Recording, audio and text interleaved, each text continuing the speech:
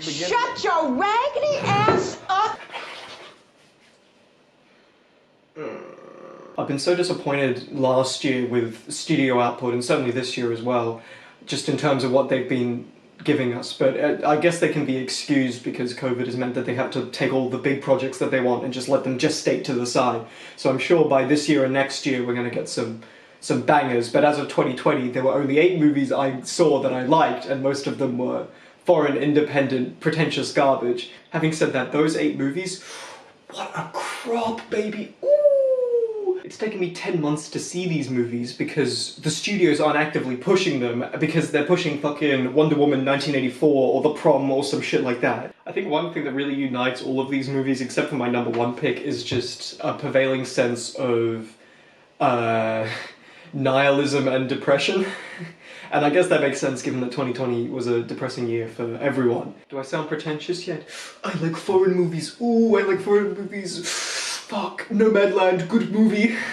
Thanks for watching my videos, by the way, guys. I know that I'm not very good at editing, and I'm not particularly good at reviewing yet, and my sound quality shit, but I'm just getting started, and I appreciate the love that you guys are giving me. God bless, and thank you for liking my videos. And I'm gonna keep going regardless, really.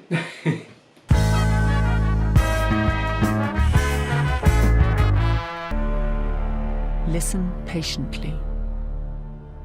We, who are the last men, earnestly desire to communicate with you. Tilda Swinton doing a recording for Audio Jungle as we slowly zoom in on fucked up Russian statues. Yeah, I really loved it.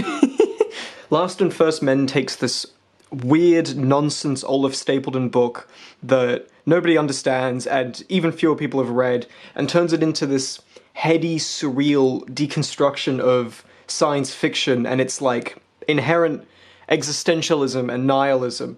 The shots of Yugoslavian statues is something that sounds so boring on paper, but the minimalism of the whole film makes it just eerie and fascinating.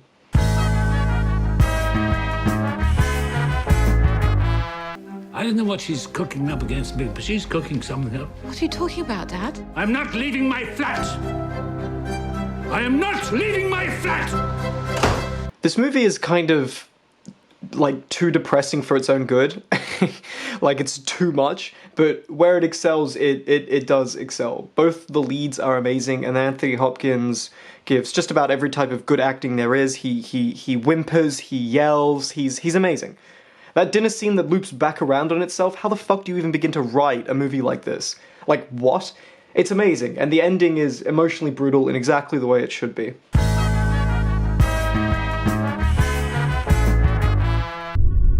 Ce soir ou demain, dès que la lune rouge va sortir, tu devras nous raconter des histoires. Crois-moi, ce n'est pas un jeu. Night of the Kings is one of those just fantastic foreign films where it feels like it's calling on and harking back to types of storytelling and themes that are just alien to someone like me, and that I'm just not privy to. This movie is utterly, utterly mysterious and feels immeasurably huge in what it's saying or pushing towards.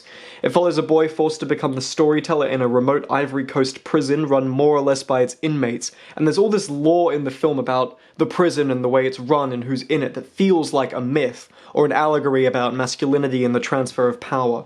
The story the main character tells integrates kind of like a City of God-esque gangster story with broad, surreal, and more traditional African story beats and characters. It's like a story within an allegory within a metaphor, but even despite how confusing and enigmatic people might find it, there are moments that are genuinely exciting, scary, and just incredibly satisfying. There is one scene in the movie that I would say contains the worst CGI I've ever seen. It's like Black Panther level Rhino, and it's bad enough that I think it might be intentional. Removing that, this is one of the most incredible, investing, and abstruse movies I've seen in a long time.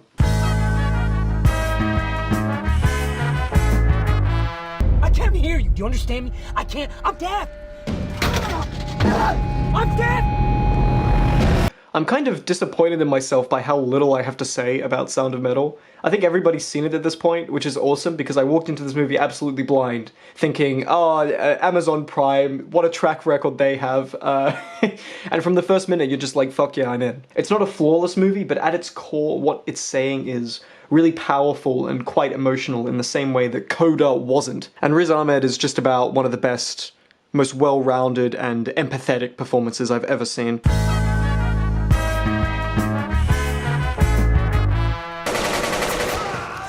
Кто-нибудь по советскому народу стрелять. Как забыть и как это забыть, как я это забуду? Dear Comrades is the first of 3 movies on this list about foreign tragedies / massacres and their aftermath on people because I am fun at parties. This movie is directed by Andrei Konchalovsky, director of Homer and Eddie and The Nutcracker in 3D, a movie Roger Ebert called one of those rare holiday movies that may send children screaming under their seats, was criticized for its story, deviations from the ballet, performances, twisted visuals, and the rat's similarities to Nazis.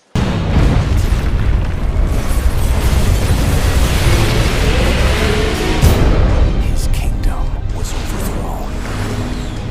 A curse was cast upon him, and he was banished from his world forever.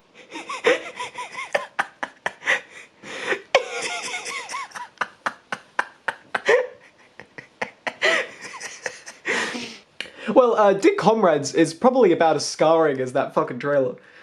It's about the Novichokazk massacre, an event in communist Russia. We follow this government official in the beginning and aftermath of the event, which is a workers' strike that then got forced back by the government. It's about the after effects of Stalinism, it's about the bureaucracy of communism, and it really fleshes everything out at the beginning to the point where you're like, oh my god, get on with it. And then it does, and the massacre scene is fucking insane. I love movies that don't flex how much coordination goes into it, you're just shown it. During the massacre, the camera is placed like in a shop, and we're watching hundreds of like extras and guns and insane action through like a fucking window on the side. It gives it this incredible sense of realism in a way that few movies ever earn. When we follow the main woman around in search of her daughter, you see nearly every facet of the aftermath, every part of it, in a way that's subtle, clever, and clearly comes from a perspective that is educated and furious. It's a masterpiece, basically. Cum e posibil ca oameni care au ieșit de acolo să moară după 12 zile? Collective is fucking riveting. It follows a Romanian public health scandal that came as the result of a major nightclub fire, and more specifically the journalism that uncovered it. The way this documentary tells a story in a kind of concurrent and sort of updating way is really quite admirable. It's also populated with 2 of the most wonderful, watchable personalities in any documentary I've seen. Tolonton is the journalist, and he's this incredibly driven, resourceful, and empowered guy who just fucking heat-seeks out the truth and just bullies, like, scummy politicians he knows are lying. It's great. He's uncovering this evolving story and you follow it right there with him, and there are genuine twists and turns, and I was bored for the first little bit, but about 20 minutes in something made me sit up and go, oh shit, and from there I was just totally in it. Then, on the other hand, you have Vlad the health minister stuck in this fucking unwinnable circumstance, and his earnest attempts to change things make him just a fucking hero, honestly. Some reviewer called it a testament to journalism, and honestly, it's kinda hard to argue with that. Za vaš opstanak tražim da svi vaši muškarci pod oružjem predaju oružje vojsci Republike Srpske.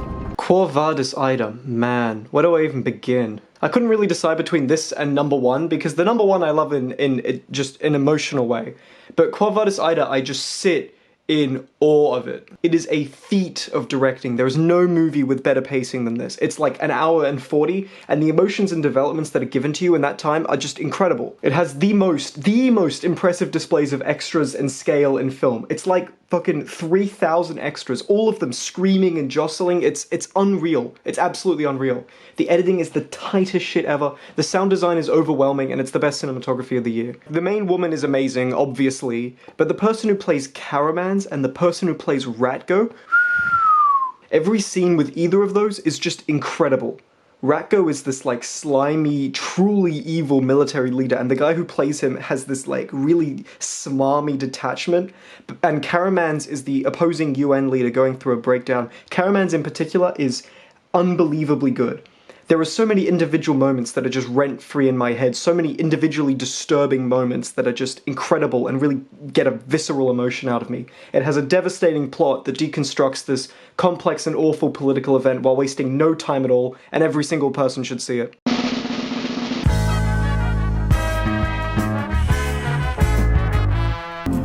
what a beautiful family.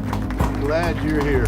Yeah, I know. Big Baby Disco King, likes his ickle little indie movie, quirky little indie Sundance movie. Alright, look, I have such a soft spot for this movie. I cry enough at this movie for it to be called embarrassing. I am embarrassing. I'm embarrassment to myself and my family and my lineage. It's a small, lovely, beautiful movie, and it is impossible to hate. If you do not like this movie, you might just be a bad person. I think it's possible. Every character is amazing, and the scenes are so warm and emotional and soft. And Ye Jung-yoon has just become the internet's grandmother, and in this movie, she is the best part of any movie of that year. The other thing is the score, oh my god, from the genius Emile Bosseri, who did Last Black Man in San Francisco, which is like the best thing ever. It's absolutely entrancing. I see it coming. He's gonna be the king of indie movie scores. A24 is just gonna have him on payroll on this, like, immaculate throne surrounded by, like, bitches and money. I love him so much. I don't want to say anything else about it, though. Watch it with your family or by yourself. And it's my favorite movie of 2020. So, thank you for watching my list, everybody. Leave a like if you watched one of these movies and you now want to kill yourself. God bless.